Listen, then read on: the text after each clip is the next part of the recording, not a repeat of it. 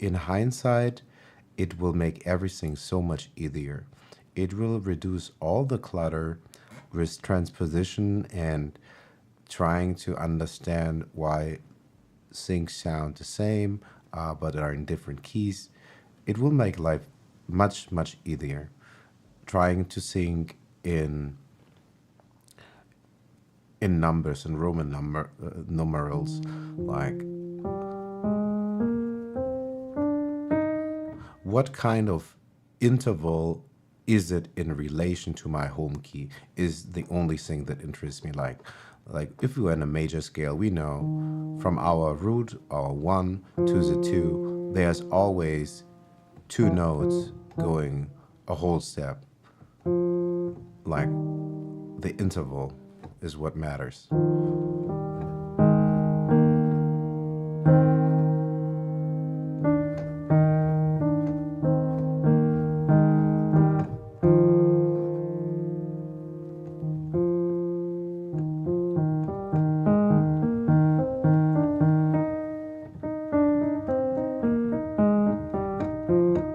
By the way, that's a good exercise.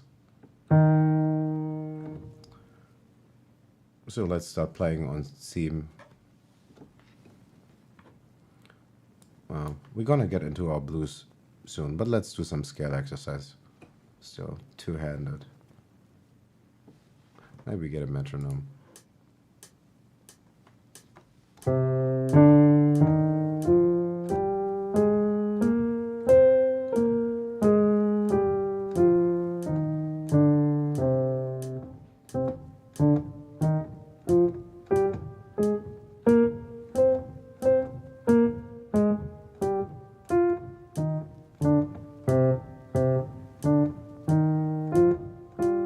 Oops.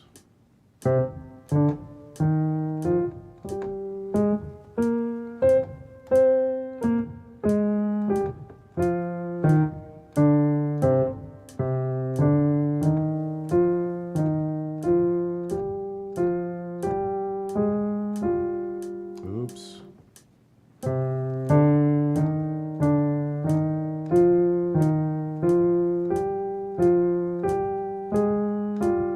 As you see, I need my practice. This is terrible. This is why we practice. 1, 2, 3.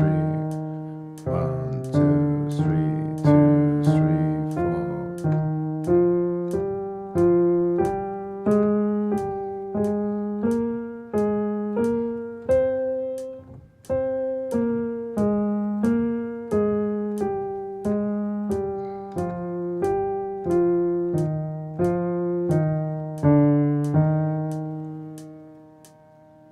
Now we're gonna hold down 1 note and go to scale. Take another note, go to scale.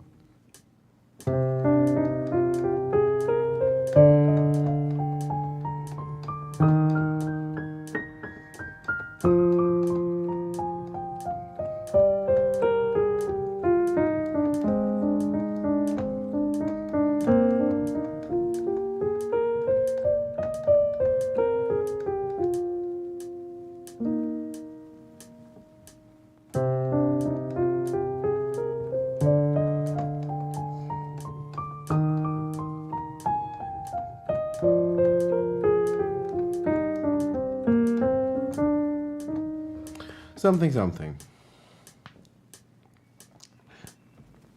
That is always good warm-up. Okay, good. Now that we have done that, also actually we kind of cheated. We did only for, that's why I say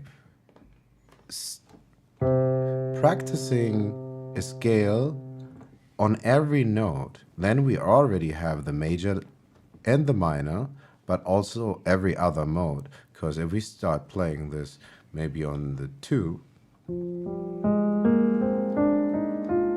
we get F Dorian, which is a nice mode. If we start on G, we get Lydian. Or Phrygian, I'm sorry.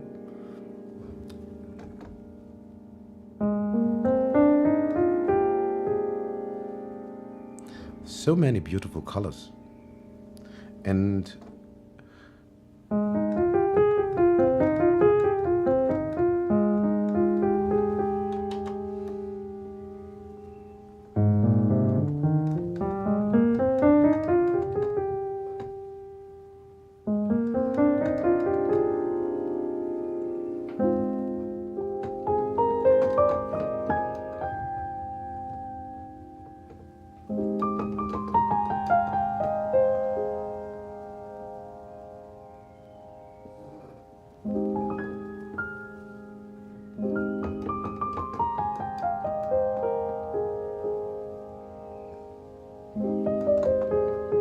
so many beautiful colors, but I lost myself. So we want to learn a couple of interesting blues motifs and phrases that we can do in E flat major or in C minor.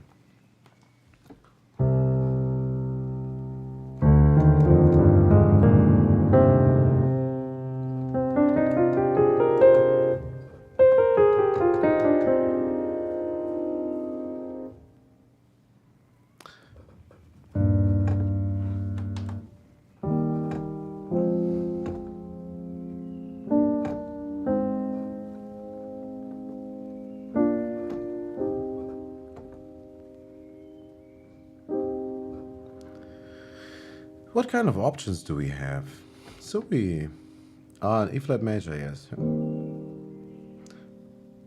So let's say this is our one chord.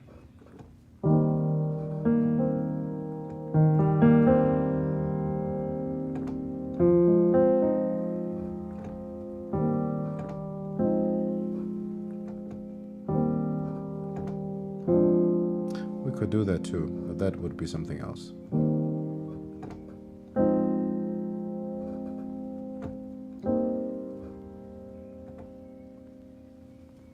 The easiest way is really just noodling the blues scale on top. We did that before our break. The blues scale in E flat or C minor, again, is these notes. Is C, an E flat, an F, a G flat, a G, and a B flat. And starting on A flat. I know I'm repeating myself. But just practicing these motifs alone, we have heard them a million times. All of you.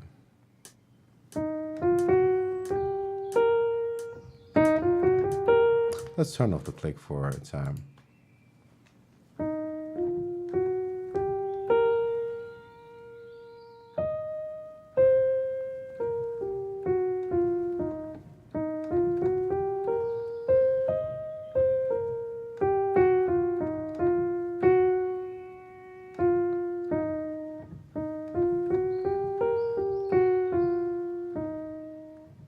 Or when we are on C, when we have that same thing but just in minor.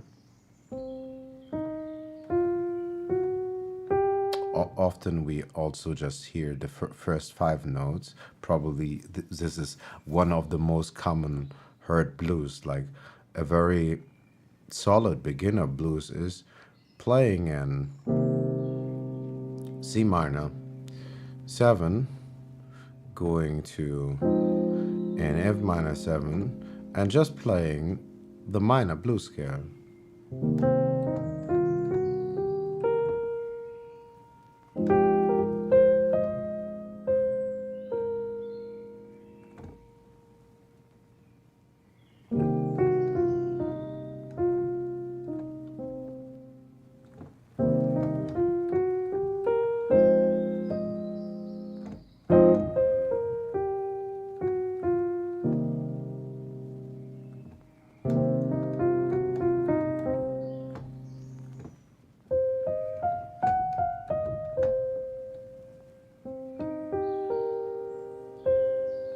In our left hand, we have, for instance, a C minor, and we're going in between C minor 7 and F minor 7. So our cadence is a fourth.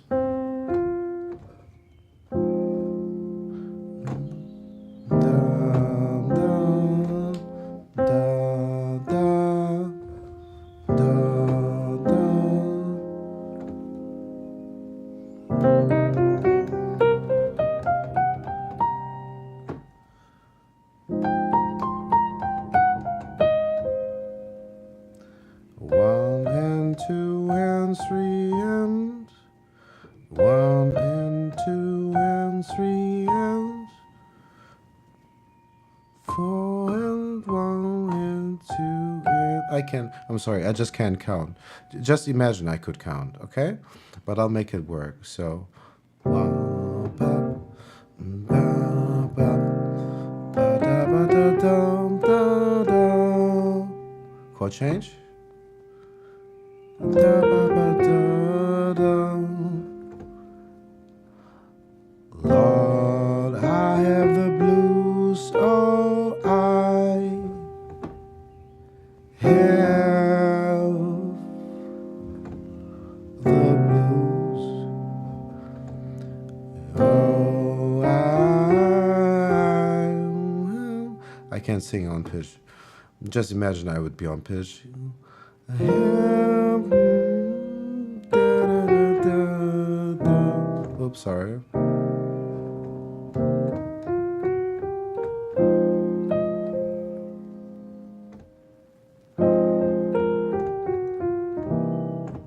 Sorry, I'm misplaying this chord every time, but I don't know what's wrong with my hands.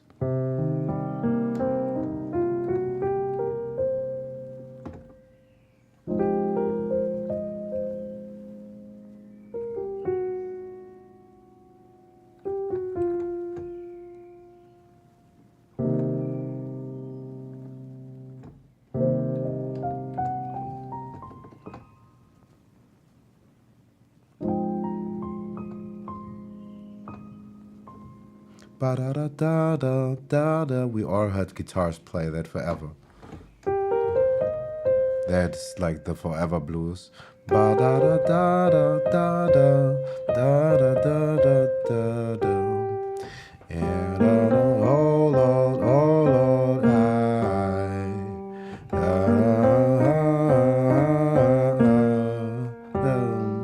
ba da ba da ba da ba.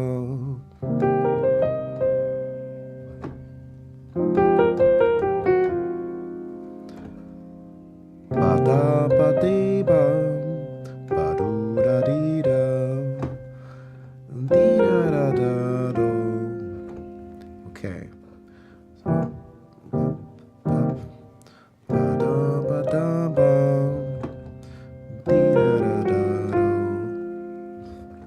Okay, that's a little like that's good to practice.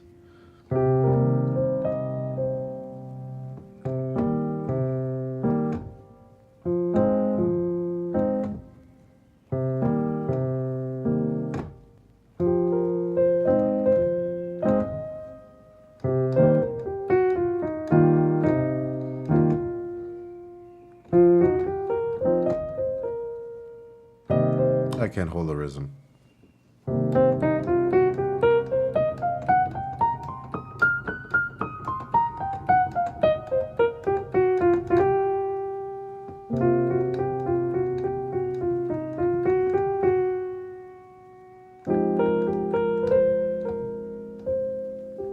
Pedal, some octaves. Then we slide down from the tritone.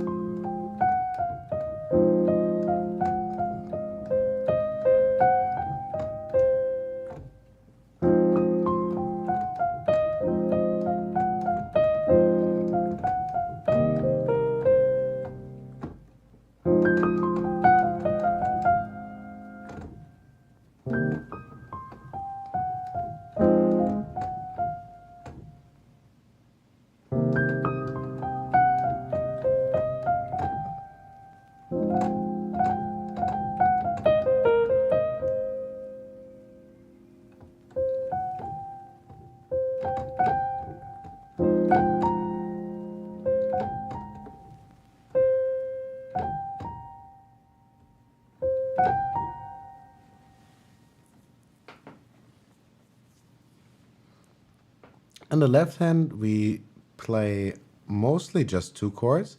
We play the one chord, that is our C minor 7, and then we play the 4 chords. Or if we look at it from E flat major, we play our 6th chord and then we play our 2 chord. However you want to look at it.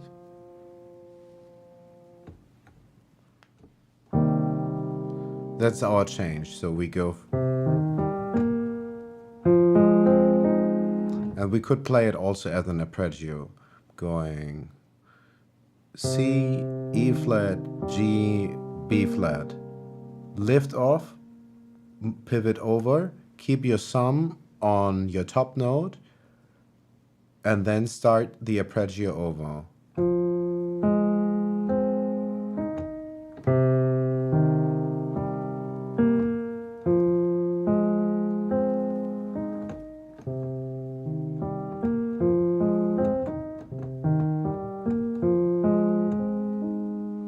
Or what we also could do is, because actually this is kind of a stretch, let's look at our inversion game again. While I was trying to demonstrate, and it is possible, and I don't have the biggest hands, I don't have the smallest hands, but I wouldn't want to play stuff from Rachmaninoff, you know? I don't think my hand's gonna cut it. Let's try an inversion for our C minor 7, so we don't have to move as far. Because when I want to play this arpeggio, while I can make it work, I need the pedal at least when I want to go back here. And these keys are actually a little bit smaller than real piano keys because it's just a MIDI controller. So I have a little bit more reach, maybe even one key than compared to real piano, that is. So yeah. So let's try to find an inversion so we can play an arpeggio in a bit more closer position. Let's play all our inversions so we have all our voicings together. So this is C minor 7. So is this. So is this. And so is this, if I'm not mistaken. If I didn't make a mistake, all these, even though sometimes spelled differently, are exactly the same notes.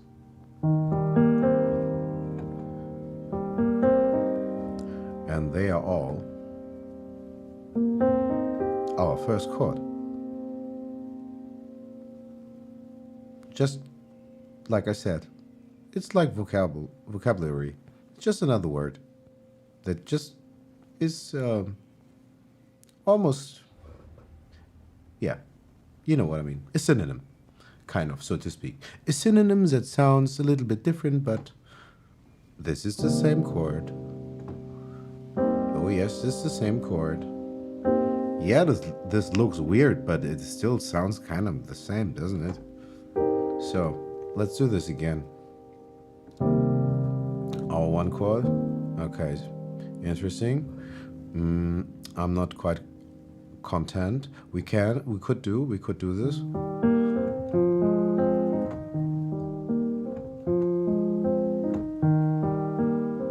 But I'd probably prefer the third inversion, going from this position to this position. How nice is this? Look, from going from here, playing wandering arpeggio like this, and almost breaking my finger with the thumb tugging under. Look what we achieved by just inverting this chord.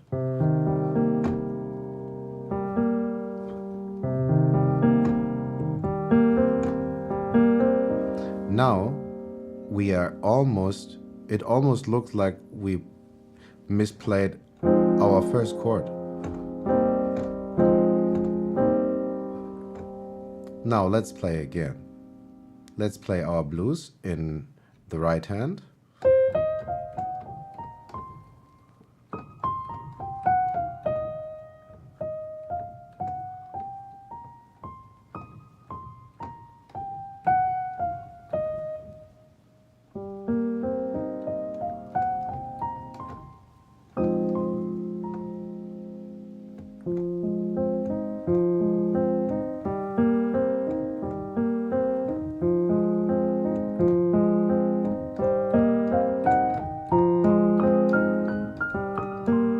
Okay, I can't hold this up, but you get it.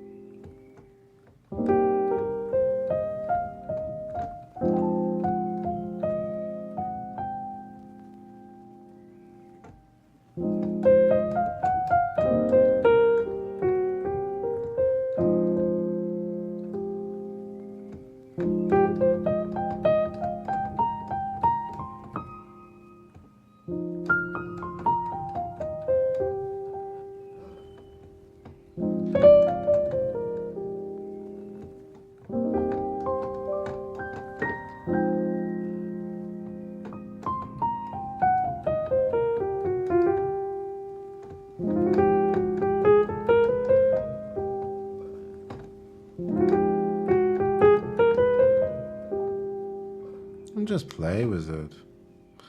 These notes don't all have to belong on the scale.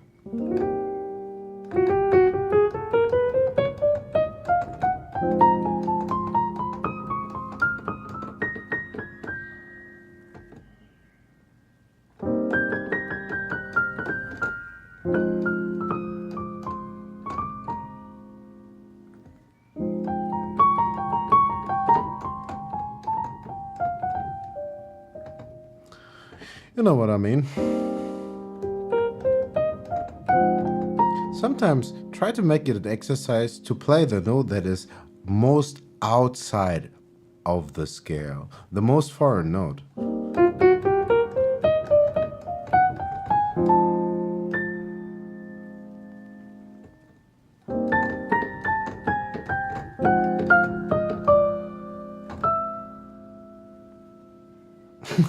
Of course, you don't have to do it.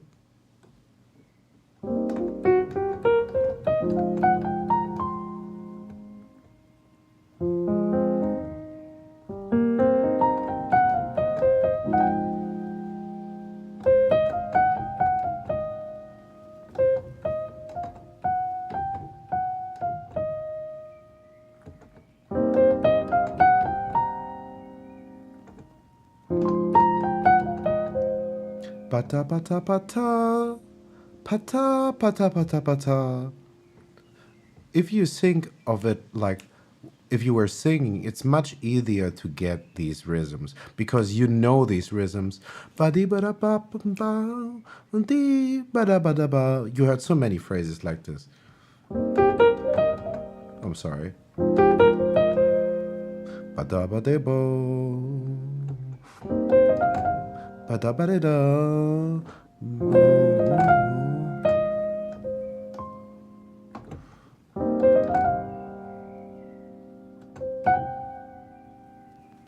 And the slide note. Just play with it. Just feel it.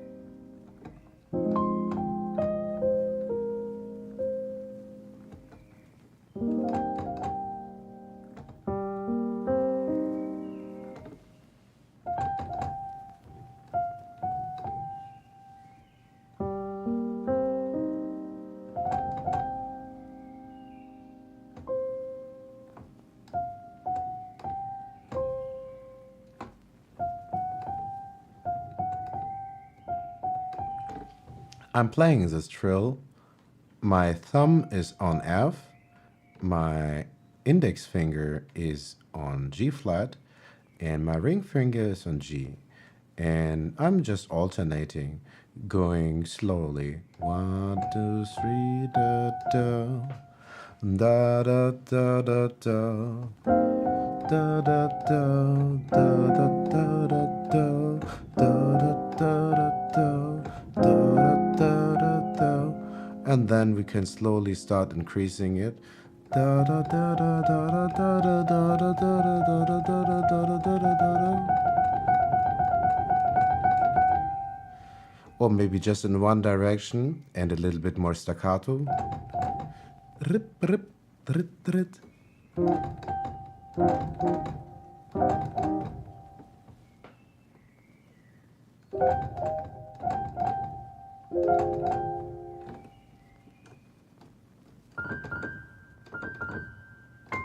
And from the trill, I'm jumping into the octave. Rip, triplet, triplet, triplet, triplet. Maybe grace note, almost slide. Triplet, rip, rip.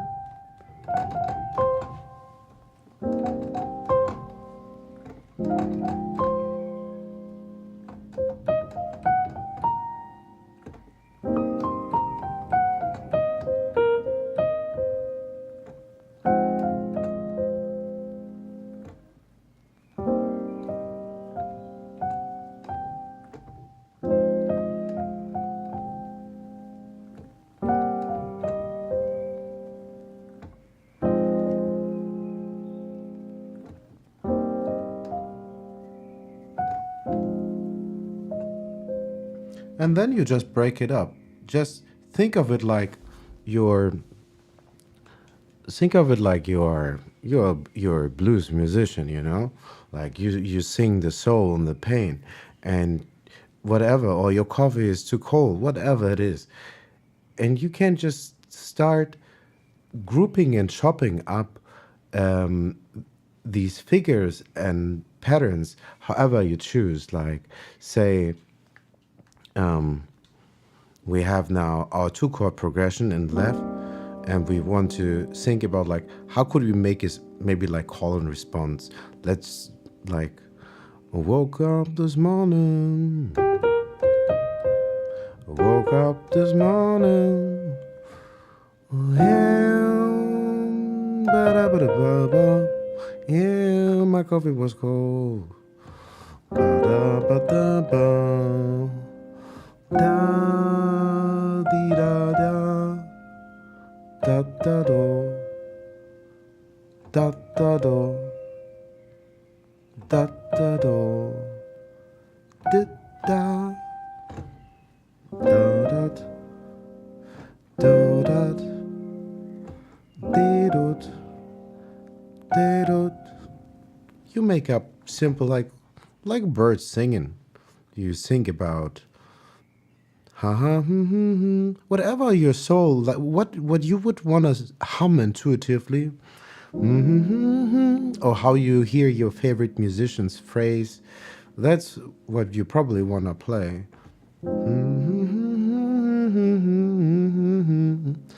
Da da da da da da da da da. Let's find that maybe.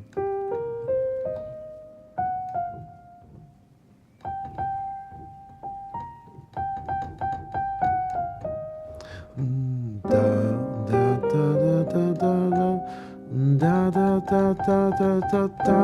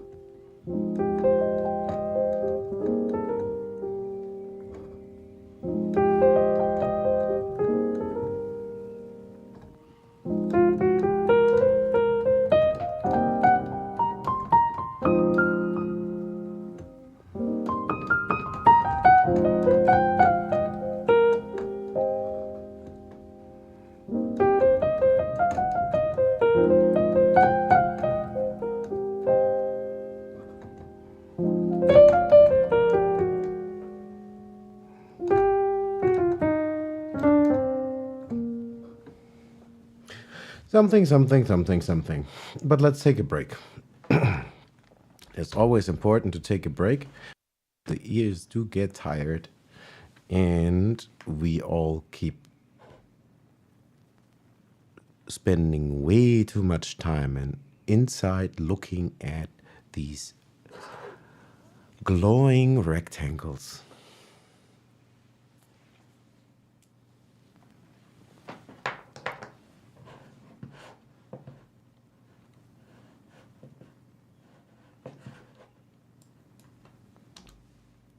I hope I could somehow demonstrate a little bit better how I am making up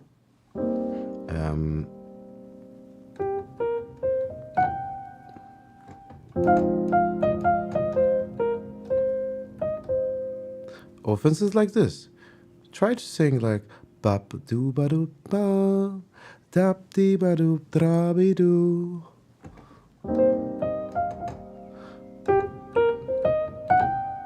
Boop dee ba doo, boop dee ba doo, and 1 and 2, 3, 4, and 1 and 2, boop boop ba dee, dee dra da do da do da dre da, boop doo ba doo.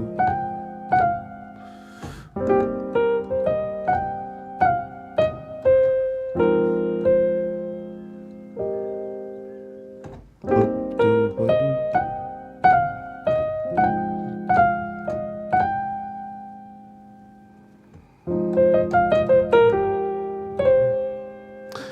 Yeah, but let's take a break. Welcome, welcome, welcome, welcome.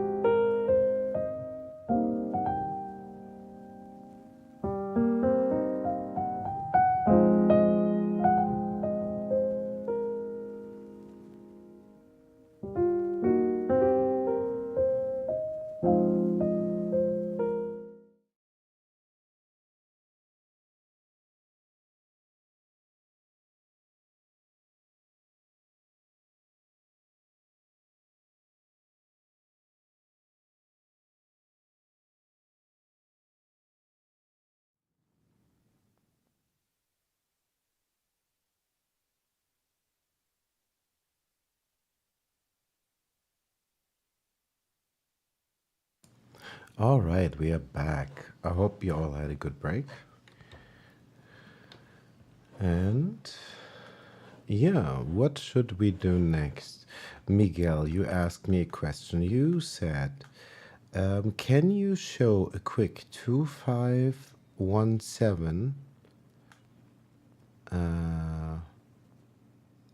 progression in C minor, please? I can't promise, but we can try that.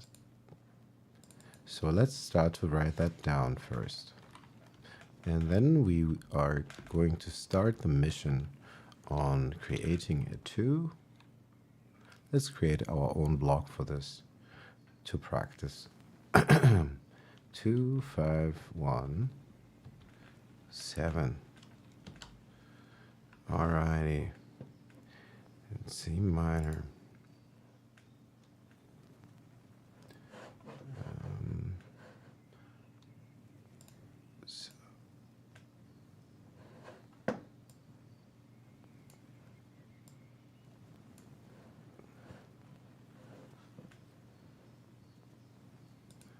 Okay. Create a new note. 2, 5, 7, 1.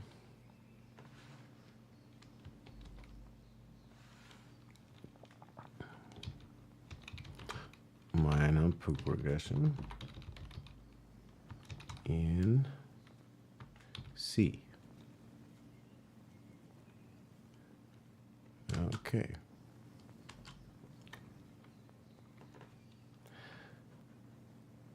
So what are the notes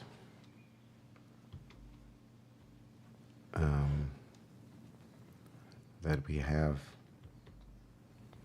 Oops, sorry. I'm a little confused. The break was not long enough.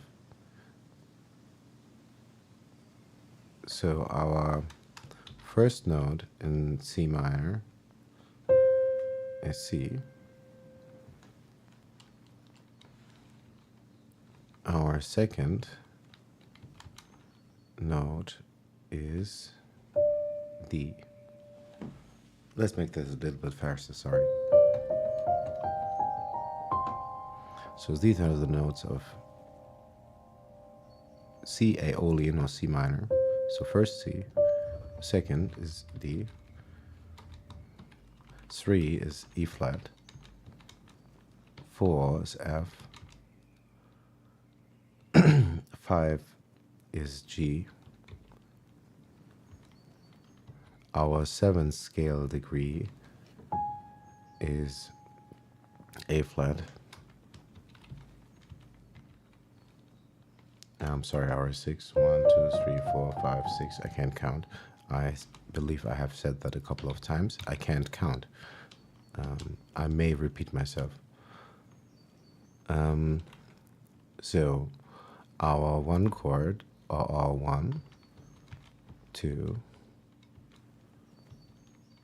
3, 4. I'll try to have them kind of somewhat formatted so it's easier to see. 6, 7. Alrighty. So what are we to do? We are to construct first a D chord. If we try to construct the diatonic chord that is available with the notes of C Aeolian or C minor, if we start sticking thirds, as I said, then we stack thirds on the second note, because this 2 here tells us our chord progression starts with the note that is second in scale, and second in scale is D. We are building the chord that belongs to D, that we can build on D. What can we build on D?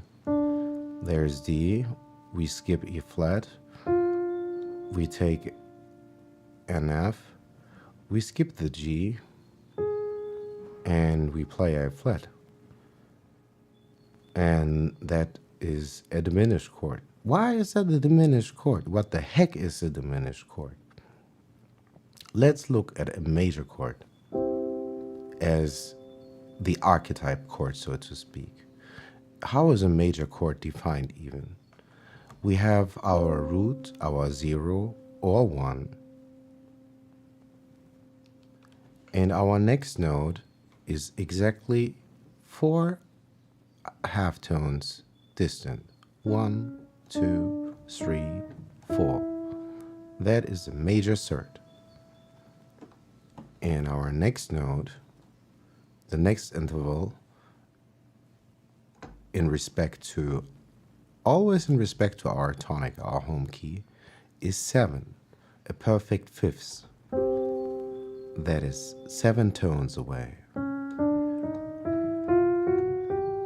And good exercise, by the way, that you can do is go in fifths up and down. It will feel really weird at first, I'm telling you. At first I thought I have brain damage because I thought, how difficult can it be to just shift my thumb and pinky? But something often threw me off, still does sometimes.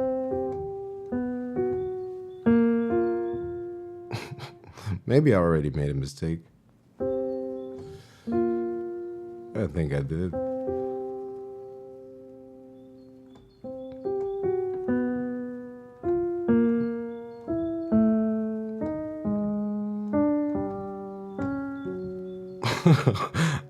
It is weird for the brain, but it is good for the brain. Yeah, I don't know if I.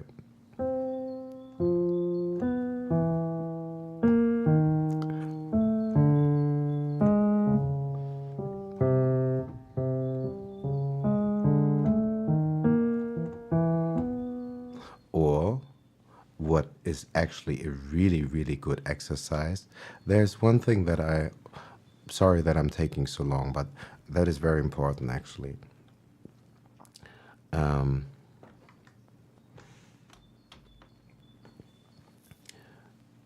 There's a thing called complementary intervals. Like if we look at our scale C minor,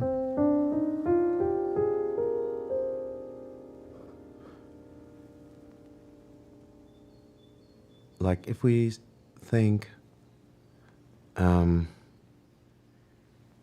if we play an interval and shift one note an octave, that is kind of, so to speak, the complementary interval. Like, see, we play a perfect fifth from C to G, our fifth note, our 1, our 5. An octave below, we have the same cadence, but we do not have the same interval. The distance from C to G is not the same distance as from G to C. This is a perfect fifth. The complementary interval to this is a perfect fourth. Like an octave is made up of a fifth. 1, 2, 3, 4, 5, 6, 7, our fifth note, and the rest of the octaves from the fifth, 1/4 more back. So one of the best harmonic exercises, especially also really for jazz music, and I don't even do this anywhere nearly enough, is practicing a harmonic circle of fifths, so to speak, where you go up a fifth, down a fourth.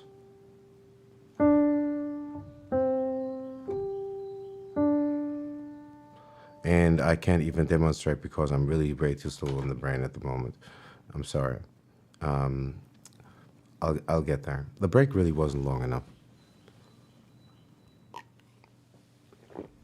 Hold up a second.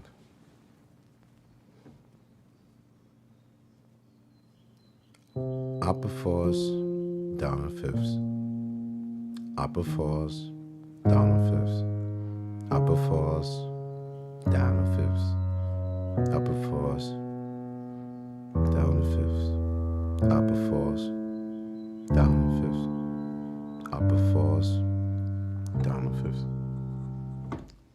Anyway, so I kind of, I don't know why I felt I had to explain that for some reason.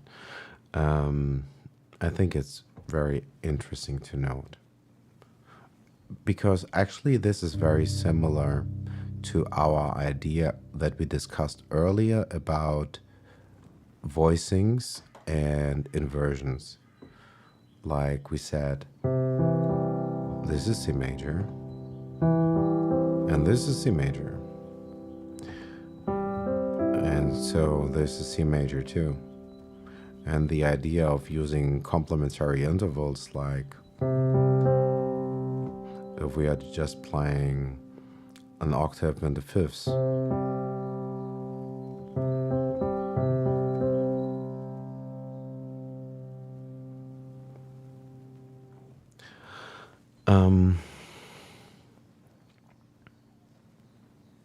so we have looked at the notes of C minor.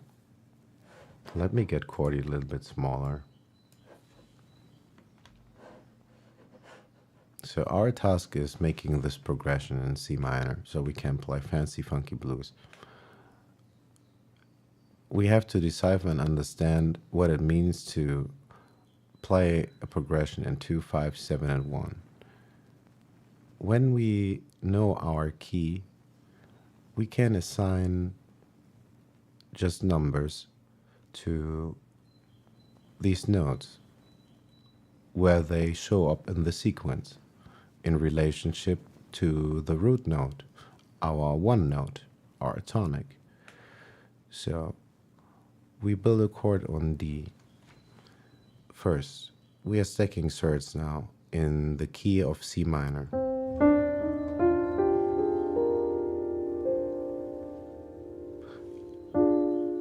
Our first chord is a 2 chord, and it is a diminished chord. And you will find in literature, unfortunately, I couldn't make that look nice. Usually, this little circle would be a little bit higher. I don't know the word in English, what it's called. Not maybe indexed, I'm not quite sure. But this is kind of like in the same case, it would be a little bit above the line of the lowercase 2 in Roman numerals. And this is really helpful to do. It seems tedious first, but it is good to think about it like that. Because if you think about it like that, you will always know in a minor progression, the 2 chord is a minor chord. And this little circle tells you it is not just any minor chord, it is a very specific minor chord. It is a diminished chord. That's what that circle means.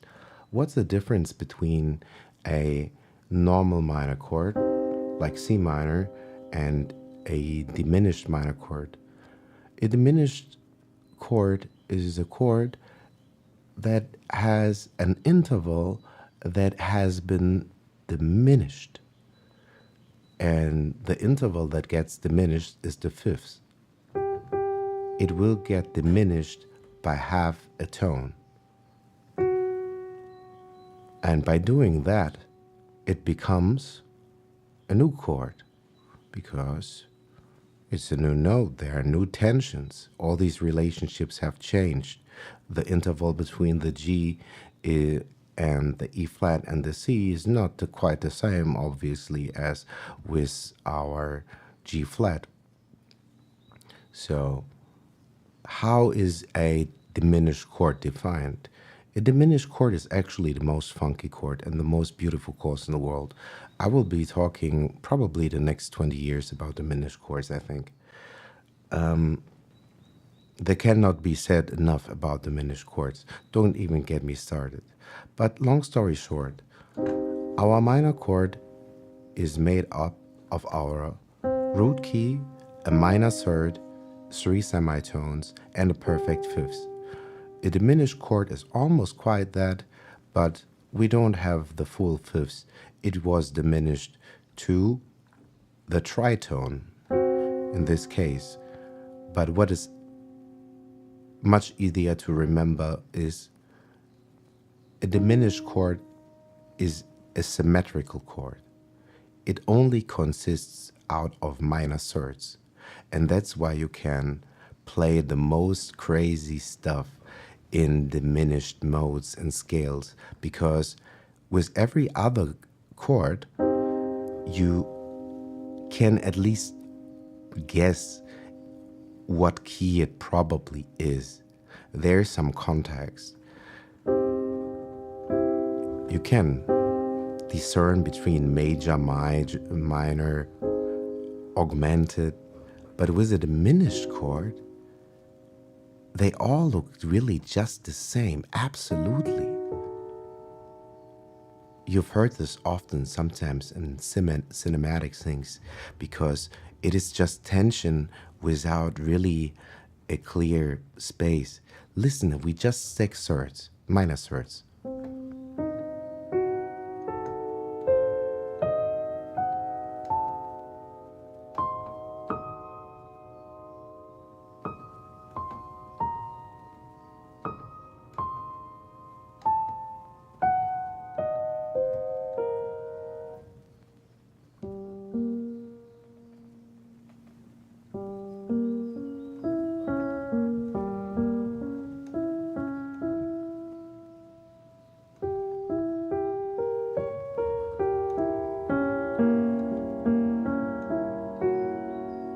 Sorry, I misplayed.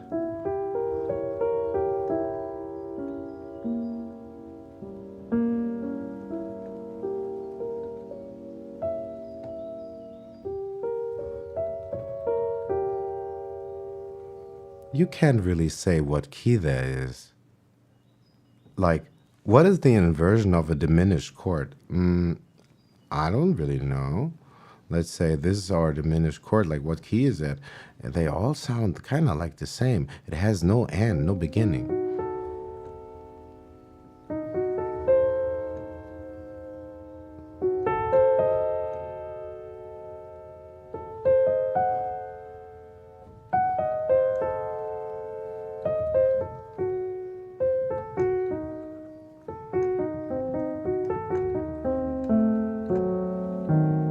You know what I mean?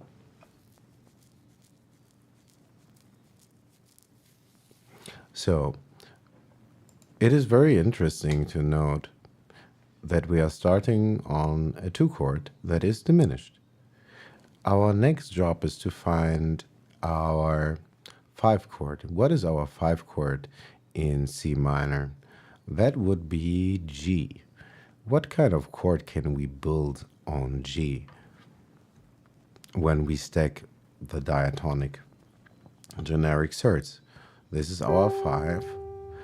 We leave out the 6, we take the 7, we leave out the tonic and take the 2 or the 9. However you want to look at it, doesn't really matter. We're just stacking thirds. So our 5 chord is G minor. Our 1 chord, our first chord is the 2 chord, that is D diminished. Next comes G minor. Okay, let's write that down. So our next chord in this progression is what? It is also spelled in lowercase with a small 5 that will tell us it is the 5th scale degree that we build this chord on, and it tells us it is minor. Okay, good. What is our next job? We want to find the 7 chord. to have finalized our progression then. Okay, let's see. 1, 2, 3, 4, 5, 6, 7. Let's build and stack thirds on the 7, which is B flat. Okay, let's skip one scale tone, the tonic, and then we get first D, and what's next? Skip E flat, and we have a chord of B flat major. So our 7th chord is a major chord in a minor progression. And our 1 chord is C minor. And hold up. So we have D diminished,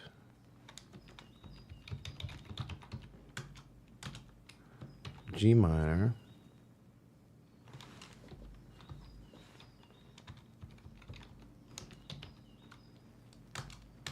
what did I say was number 7? That was B flat. And finally, we have C minor. And that is if we were to look in, if we would look in a book and we are trying to teach ourselves something from a sheet and we find something like,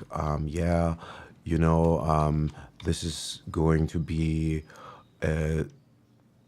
2, 5, 7 in C flat, blah, blah, blah, then we can now try to use this formula to decipher how to find out what these notes actually are on the keyboard. It takes a little bit of time, but that's no problem. But every cool thing about this is like the beauty that you have actually often if you are into jazz, so little information is also all your freedom. Yes, can it make practice maybe more complicated? Yes, and maybe not. I believe actually practicing this way is much more interesting. I'd rather have like a random selection of exercises that I can choose out of instead of having like 1 or 2 pieces that I have to practice. Like, don't get me wrong, I love classical music too. But yeah, and also I really love these little puzzle games. I don't even do this nearly enough. Thank you, Miguel. You don't know how helpful it was for me to do this with you together to create this little table where we see what scale degree each note is, how to write it down, and to actually really figure out. We haven't come yet to play it, so how can we play this progression? We play the 2, a D minor, a diminished, our 2 chord, going to the 5. That is all yet in root position. We still have to make it jazzy by adding a 7th also, a 7th chord to it, you know. That is like, if we consider this would be, if we consider this would be a jazz context, the chords that we wrote down are missing 1 note. This wouldn't be just a D diminished. It would probably be a D diminished 6 maybe. Hold up. What am I playing here? This is, okay, like this would be an inversion of another chord. That's why it spells funky. But never mind. You could also consider this. Yeah, well, it's not a diminished chord anymore, is it? I hope I'm not confusing anyone.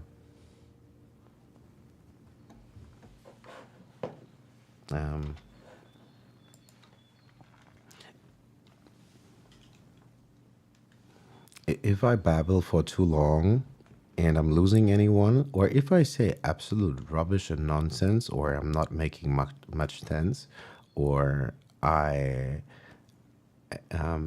speak unnecessary gibberish, let me know. Then I can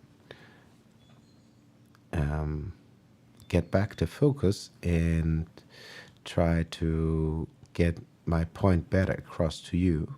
And also, if you are out there, gurus of music theory and whatnot, and I shall be wrong, please always do correct me so we can all help ourselves to learn better and more effectively.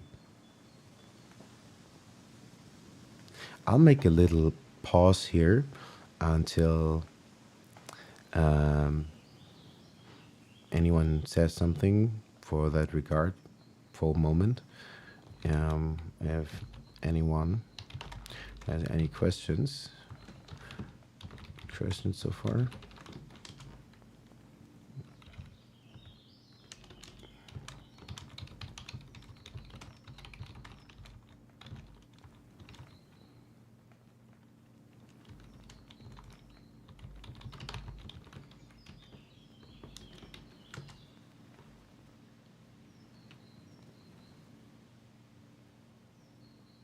Because if it seems to be gibberish, then I'm just not doing a very good job. Because this really is not complicated. If I made you more confused than before, then I really have to see how I can make that better.